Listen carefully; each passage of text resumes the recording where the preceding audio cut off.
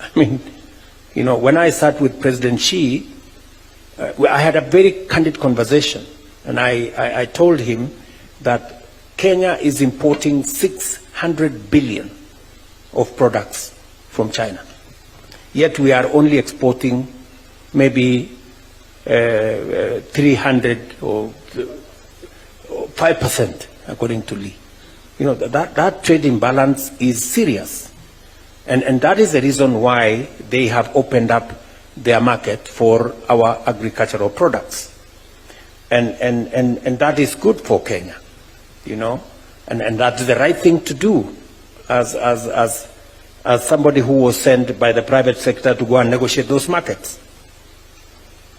I thought you gave me instructions to go and negotiate for this one. We did. We did. And you did a good job at that. So yeah. Very great. So we are progressing conversations with India.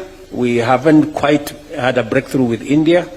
We haven't quite, we are very good with where we are with Turkey and Canada. And so these are the markets. Can you tell us, Lee, can you tell this audience the progress we've made with access to the Chinese market? Thank you, Excellency. I think the first thing to note is that China is a 1.4 billion market. Some of their smallest counties, what they call provinces, are probably 140 million people. So if you are to plug even into 1% of our tea and coffee into that market, will completely change the lives of Kenyans. And therefore, as a result of that, the head of state, President William Ruto, made a state visit, and we made it very clear. We are coming for the interests of Kenya. And following that visit, we've had 2 meetings here in Kenya, and we are now finishing the mechanics of how it will operate.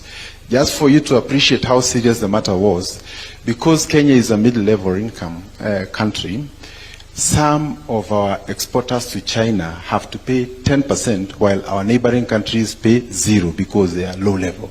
So we have importers who take their products to Rwanda and later export it to China as Rwandan product because of that. Now with the removal of that, they can export directly to China. So that's a landmark.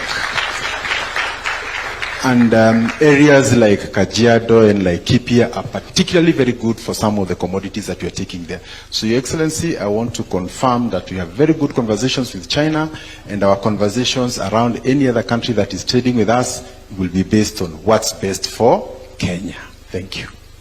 Thank you very much. That's very exciting news, and that's done. And I think as we look at new markets, we'll continue to ask you to be the brand ambassador for Kenya on those markets.